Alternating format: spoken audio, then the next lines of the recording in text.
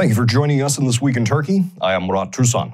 Tonight, Erdoğan and Zelensky meet. Turkey and Israel are officially sending ambassadors, and Ömer Taşpınar will be joining us for analysis. In other news, the Turkish Central Bank cuts interest rates again, and the world-renowned economist Daron Acemoğlu has something to say about it. And in domestic news, a young man rushes the stage at the Islamic Solidarity Games to deliver a political message and pays for it dearly. Our first story tonight, after coming back from his meeting with Putin in Sochi, Russia, President Erdoğan visited Zelensky in Lviv this week. Turkey had been trying to act as an intermediary between Russia and Ukraine since the beginning of the war, but to no avail. Of course, this time, Turkey has an even bigger dog in the fight as Russian forces have seized a nuclear power plant in Ukraine, and damage to it could mean disaster both for Ukraine and Turkey. And while President Zelensky said that he invited President Erdoğan because he was impressed by his ability to successfully negotiate the latest grain deal with Russia, the Russian side may have not been very pleased with the Zelensky visit because, coincidentally, just as the Turkish delegation was on its way to discuss that long-awaited F-16 deal with the Pentagon, Russian state news agency TASS reported that Turkey had signed another deal for a second battery of S-400 missiles. As far as anyone can tell right now, there is no indication that that is true. But what is for sure is that the timing was awfully suspicious. Let's go to the details.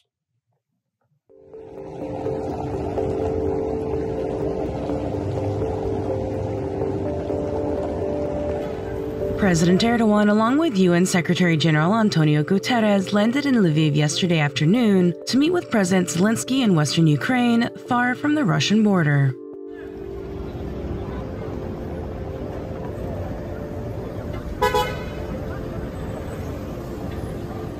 Erdoğan said he discussed possible ways of ending the war between Ukraine and Russia in the trilateral meeting.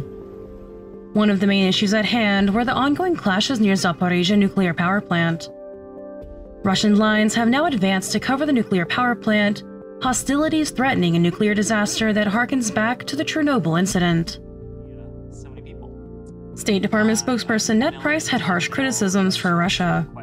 The United States remains deeply concerned about Russia's military takeover and continued control of the Zaporizhzhia nuclear power plant.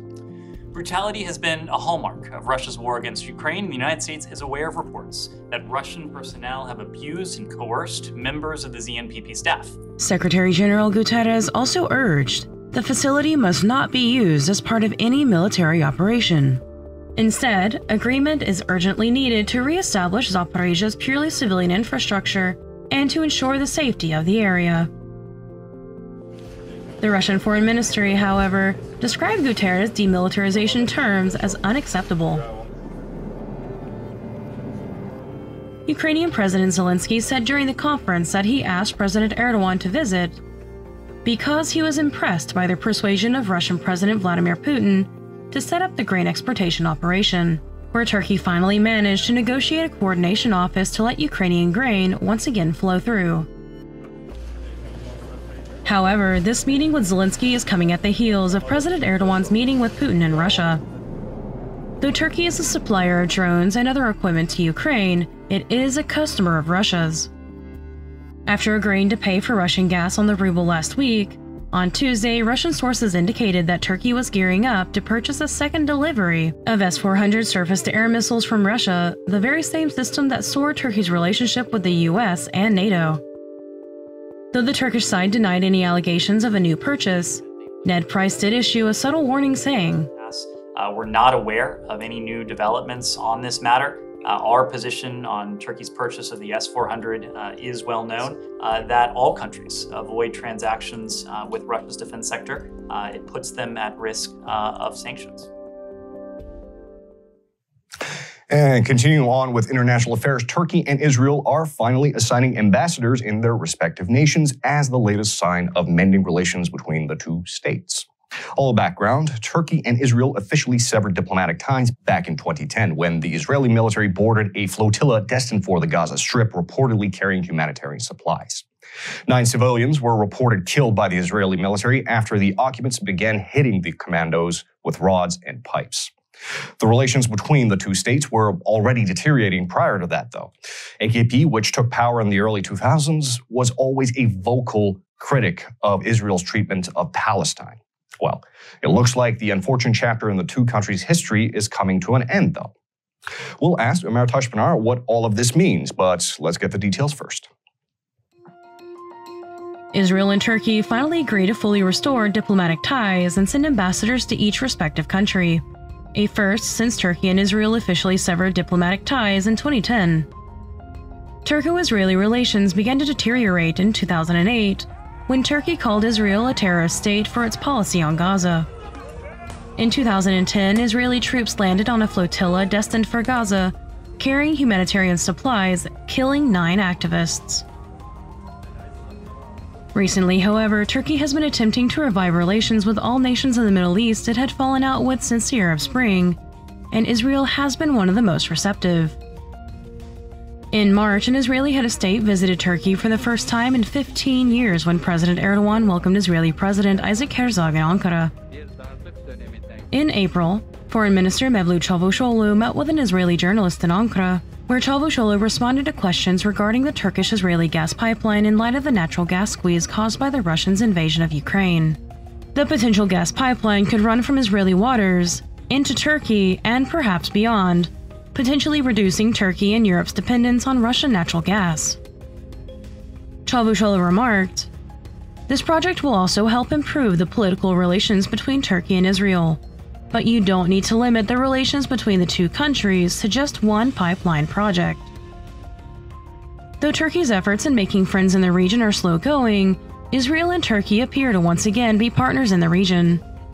Israeli Prime Minister Yair Lapid said on Wednesday, "Upgrading relations will contribute to deepening ties between the two peoples, expanding economy, trade, cultural ties, and strengthening regional stability." Joining me now to break it down, Medyascope contributor Ömer Taşpınar. Mr. Taşpınar, thank you for joining us. Thanks for having me. Sir, let's start with President Erdogan's visit to Ukraine. President Erdogan just met with President Zelensky, as you know, and of course, this is only taking place after about a week after he met with Putin. Now, allegedly, Zelensky called upon Erdogan to negotiate the evacuation of Zaporizhzhia nuclear power plant. Now, we know that Erdogan has a little bit of sway with Putin, but do you think that he has enough to be able to secure an evacuation? Or maybe the better question is, does he really have that sway at all? Your thoughts? I'm not so sure that he does.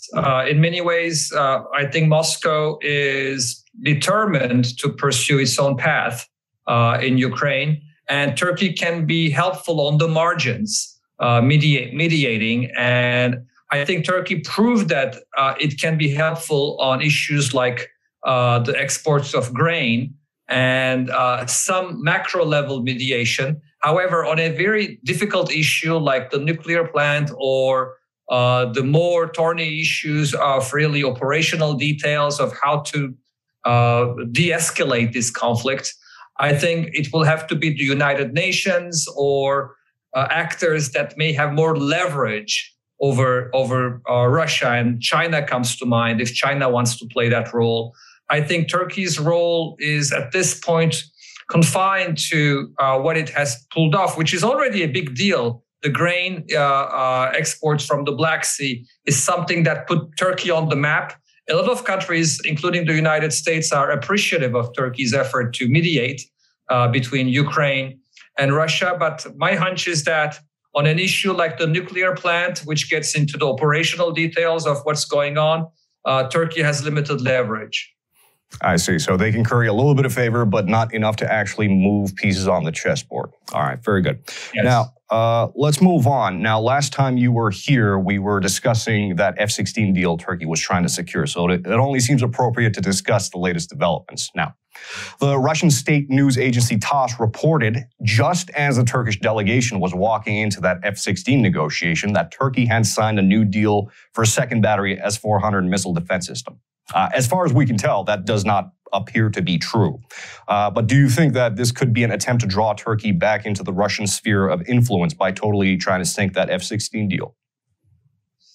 It could be two different things. It could be first what you suggest, which is Russia trying to lure Turkey and trying to make Turkey's life more difficult with the U.S. Congress and the United States. Because if word gets out that Turkey is about to buy a second batch of S-400s, surely the U.S. Congress would not approve the sale of F-16s, and it would definitely jeopardize the White House's effort to try to convince Congress, the legislation, that there's a national security logic, rationale for selling Turkey the F-16. So it's in the interest of the Russian government to torpedo Turkey's ability, Turkey's chances of getting F-16s.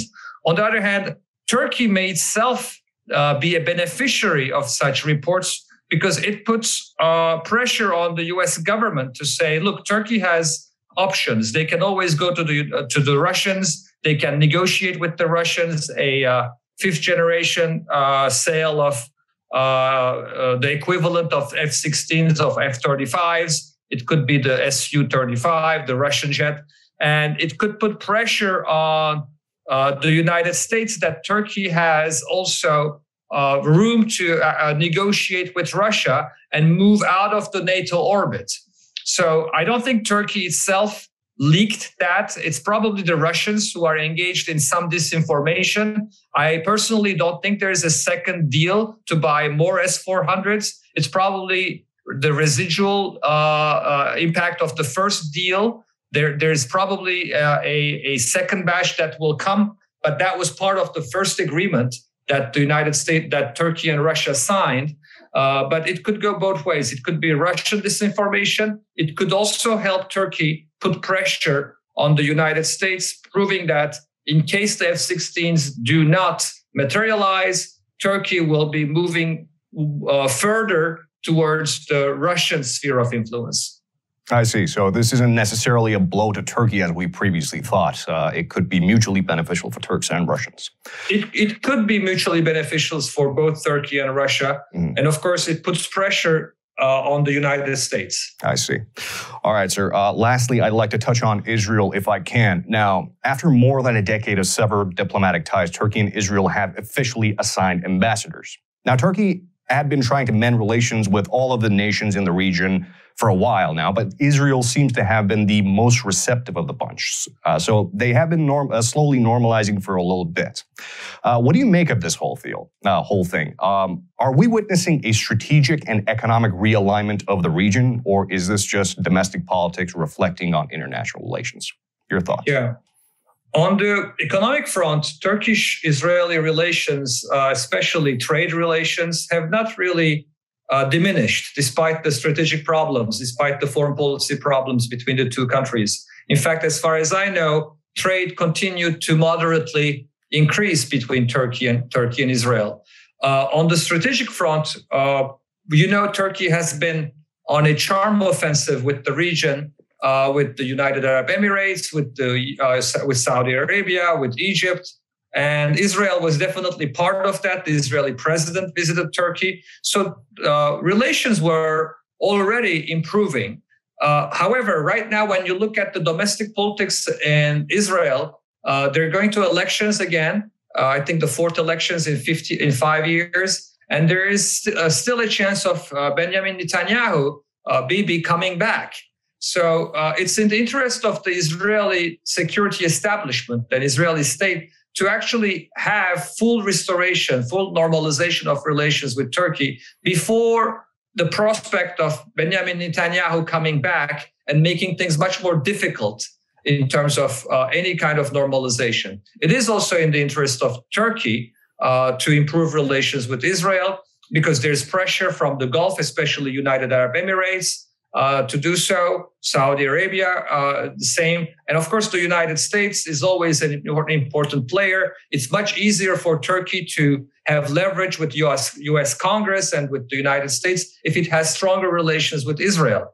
So it makes sense for Turkey to send a message to the United States, to the region, that relations are back to normal. And as you mentioned, this has been a process. It has been going on. It would be just the culmination of the process, not the opening of it. So I don't see this as really something surprising. It was in a way long overdue. I see. I got to tell you, when you said charm offensive, I don't think there is a better term to describe Turkey's regional policy that they've kept for the last year. Ömer Taşpınar, thank you so much for breaking it down, and thank you for being able to join us tonight. Always a pleasure. My pleasure. Thank you. Bye-bye. And in the economy, the unthinkable has happened again. Yesterday, out of the blue, the Turkish Central Bank once again cut interest rates by 100 points, down to 13%, which, of course, naturally sent the lira spiraling down yet again. It's been about 8 months since the central bank cut interest rates. It is common consensus that the Turkish Central Bank is anything but an independent body and is mostly carrying out President Erdogan's low interest rate agenda, which has, of course, severely damaged the Turkish economy. Not that the opposition doesn't have a plan to fix it, though.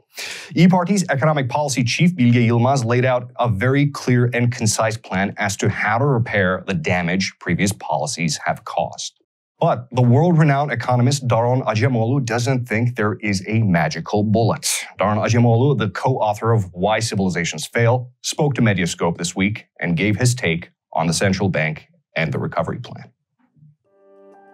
It has long been a topic of mystery why President Erdogan was so adamant about cutting interest rates, despite its very clear devastating effects on the economy. After an 8-month hiatus, the Turkish Central Bank has finally dropped interest rates once again, yet again causing turmoil in the already volatile lira. The lira had been hovering just on the cusp of 18 to $1 for weeks, but sharply lost 10 points right after the central bank's announcement, dropping to 18.10 in a single instant. President Erdogan's long-standing policy has been to continually cut interest rates. Last time the central bank had cut the rates down from 15%, Central Bank Chair Şahap Kavcıoğlu had alluded that there was no more room to cut the rates, falling in stark contrast with President Erdogan's low interest rate policy. Does this make sense? To find some sense in this, one is to see it from a political economic point of view. What good is a low real interest rate? Right now, increasing interest rates would probably slow the economy down. How does high interest rates lower the inflation rate? By slowing the economy down. This will have a negative impact on companies that are dependent on credit. A lot of politicians wouldn't want to do this in a country that is heading into elections. If you look at the United States, Donald Trump also wanted to cut interest rates prior to the elections. Why didn't he succeed? Because in the United States, the central bank is actually an independent body. They don't do the president's bidding as their interest rate policy. In Turkey, that independence was already low, but recently it has gotten worse. Essentially, the interest rate policy is determined by the government. The macroeconomic impact the government aims to achieve and the groups they want to funnel resources into does match up low interest rates. Meanwhile, opposition's main coalition partner, İYİ Parti's economic policy chair Bilge Yilmaz, was presenting the party's plan out of a deep fiscal hole just hours before the central bank's announcement. Yilmaz, an economist, laid out several very clear points. An inflation goal of 5%, dissolution of Turkey's wealth fund, strengthening regulatory agencies, increasing policy interest rate, and securing the independence of the central bank once again. But Acemoğlu doesn't think that there is a quick fix out of this quicksand. I don't think so for two reasons. The first reason is relevant to the first question I answered. In an economy where the government institutions say the inflation rate is at 80%, but a lot of people looking at the details think it is 140, 150%, with such high inflation rates, with a private sector in so much debt, with banks having issues with credit, it's not possible to grow and get better by increasing the interest rates. This takes time, and the Turkish population needs to start hearing this. After the election, regardless of who comes out on top, there is no such thing as instant economical improvement. A healing process is required. Turkish economy has a few dynamic qualities that are positive. It has a lot of positive qualities actually. It has strong exports, a young and dynamic population. I do believe this healing process will be relatively quick. But to say we will choose the right economical policy and tomorrow the inflation will drop to 0 or 5% and we will grow 5% is unrealistic. And we'll end on domestic news this week. A young man rushed the stage at the Islamic Solidarity Games this week to deliver a message, a very controversial message. The young, unnamed man grabbed the microphone during a musical event and urged the people of the very conservative province of Konya to stop voting for AKP. Now, you may think of it as brave display of political speech, or you may think of it as an unwelcome nuisance. But regardless of what side of the fence you are on, what followed was indeed an overreaction. Reportedly, the young man was apprehended, beaten, and later released by the district attorney after having given a statement. So he might end up having a record. Record for breaking what law? Who knows? But in other news, main opposition party chair Kemal Kılıçdaroğlu was in Yalova on one of his visits, where he renewed his vows to make the Gang of Five pay for their corruption. The Gang of Five, of course, is a series of large corporations that have close ties to the government and get very, very lucrative mega project contracts. Let's go to the details.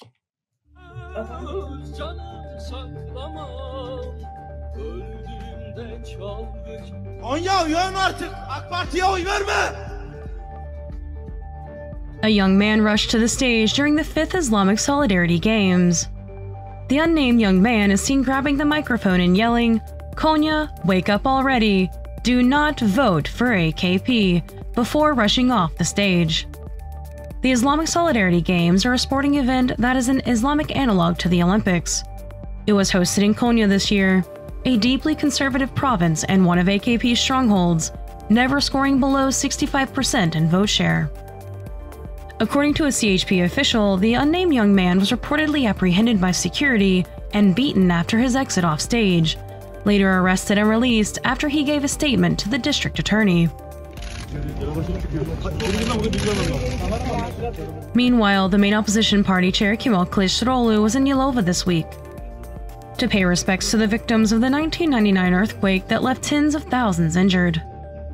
Kılıçdaroğlu took the opportunity to again renew a vow to end corruption in the country, taking aim at the Gang of Five.